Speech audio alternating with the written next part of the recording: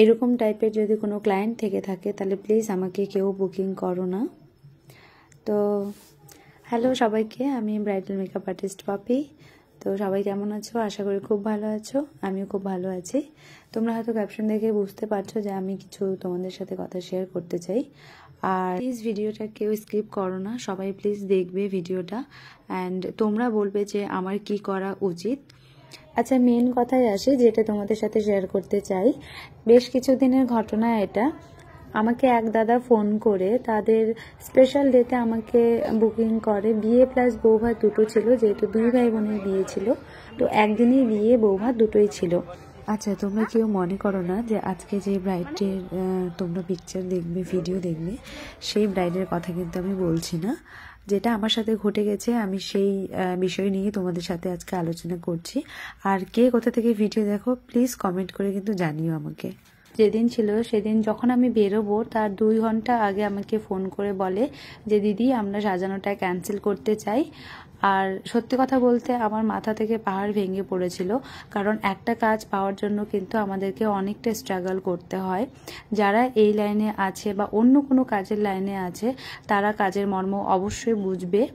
তো তোমরা অবশ্যই জানিও যে এটাতে কি করা উচিত আমার।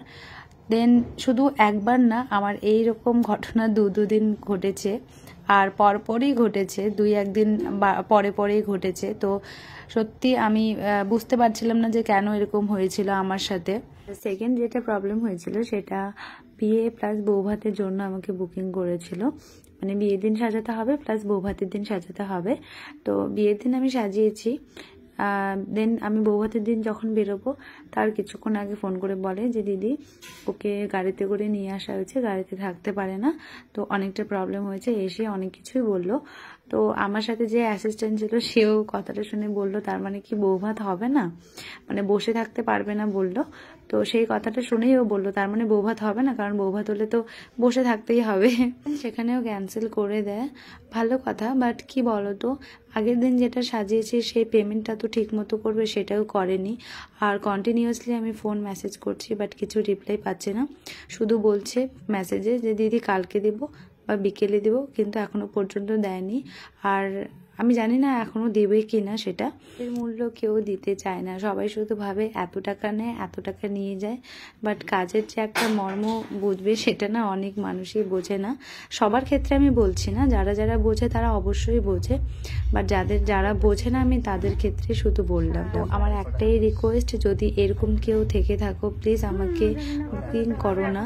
কনফার্ম হবে দেন আমাকে বুকিং করো, নইলে একটা ডেট স্পয়েল হয়ে গেলে সত্যি কথা বলতে খুব খারাপ লাগে। তো প্লিজ এরকম কিছু করো না। যখন তোমরা কনফার্ম হবে দেন বুকিংটা করে নিও। আচ্ছা, এই দুটো ব্রাইড ছিল আমার 4th মার্চে। আর দুটো ব্রাইডই খুবই মিষ্টি ছিল, তোমরা জানিও কেমন হয়েছে। বাট সেকেন্ড ব্রাইডের একটা প্রবলেম যে এত পরিমাণে তেল আর এত পরিমাণে হলুদ দিয়েছে। অ্যাকচুয়ালি খুব গ্রাম সাইডে, তো এবার গ্রাম সাইডে এরকমটা হয়। তো আমি যতটা পেরেছি তোমরা দেখতে পাচ্ছ, আমি হেয়ারে কোনো কিছু হেয়ারস্টাইল করতে পারিনি, কারণ অনেকটাই তেল ছিল।